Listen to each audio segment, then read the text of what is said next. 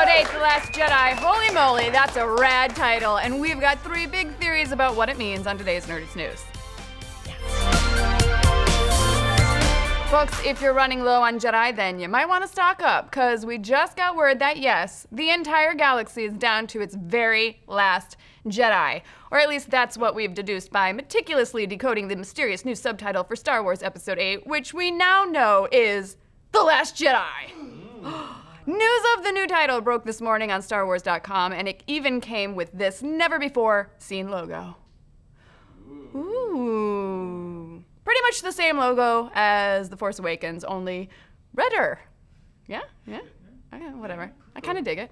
So yeah, maybe The Last Jedi title isn't as hard to break down as the titles of previous Star Wars entries, but it still leaves some intriguing questions out there, like who is the Last Jedi?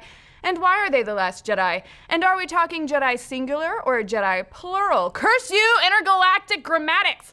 Well, don't worry, because we've got a few theories about what the title could mean, and we're starting the breakdown right now. So, the first and most obvious theory is that the Last Jedi is the person we've already been told is the Last Jedi, Luke Skywalker. He was already assumed to be the Last Jedi after Yoda died in Return of the Jedi, and the opening crawl of The Force Awakens confirms that that status hasn't really changed in the last few decades. And I quote, "The First Order has risen from the ashes of the Empire and will not rest until Skywalker, the Last Jedi, has been destroyed." So yes, the Last Jedi could just be referring to Luke, but that does feel a little bit on the nose, am I right? So there has to be some kind of secret buried in that title, some clue about what happens in the next movie. Well, it seems pretty safe to reason that a good chunk of Episode 8 will be devoted to Luke training Rey in the ways of the Force. Otherwise, what? She traveled all the way just to return his lightsaber, which could happen. She seems very nice. We also know that even without training, Rey is already pretty skilled with the Force, so it's very likely that she'll be able to take on the mantle of Jedi by the end of the film. That would make her the Last Jedi, and if she really is the last one, that means the second to last Jedi has got to go. See where I'm going with this, folks? You got it. Luke is gonna get Kenobi'd. No! Oh, I know. I felt bad saying it. The Last Jedi will be Luke Skywalker's final appearance on film, or at least his final non-ghostly blue appearance on film. However, it is hard to imagine that the series will want to get rid of Luke after already severing one of their biggest ties to the OG trilogy when they killed Han Solo.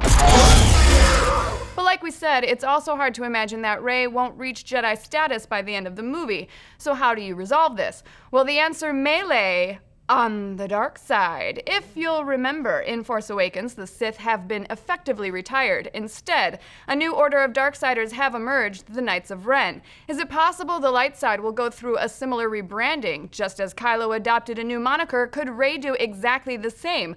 Could she be the first in a new order of Lightsiders, or maybe the light side / dark side dynamic won't even apply anymore? Maybe she'll finally bring balance to the Force by creating an order that effectively combines both sides into one peaceful whole. In that case, Luke could still be the Last Jedi as Rey evolves into something more, and maybe the new chilled Jedi won't be such a botch, and maybe they'd be allowed to, like, kiss and stuff, because that'd be nice, I guess. Who cares?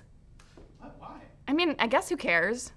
Who cares if they kiss? They should be able to fall in love. Yeah. Surrounded by romantics. Or, you know, maybe the Jedi in the title really is plural, and it's referring to Luke and Rey and even a few more Jedi that will pop up to say hi. Could this finally be the long-awaited return of Mace Windu that we've all been hoping for, or are we way off on all of this? Does The Last Jedi mean something totally different to you? Let's discuss. And a very special thanks to Marvel Puzzle Quest for sponsoring today's episode. If you guys like Marvel and Match 3 games, check out Marvel Puzzle Quest, available now on Apple and Android devices. Recruit your favorite Marvel heroes and villains to battle your friends and compete in tournaments. The latest update features Riri Williams, aka Ironheart, the genius teenager who reverse engineers Iron Man's suit. Thanks, Marvel Puzzle Quest! And did you guys know that Nerdist News Talks Back is now live 1 p.m. PST on YouTube, Facebook, and Alpha? Because it is. It's me and Team Nerdist, totally unfiltered and live. It's very fun, so make sure and check it out. For everything else, head on over to Nerdist.com.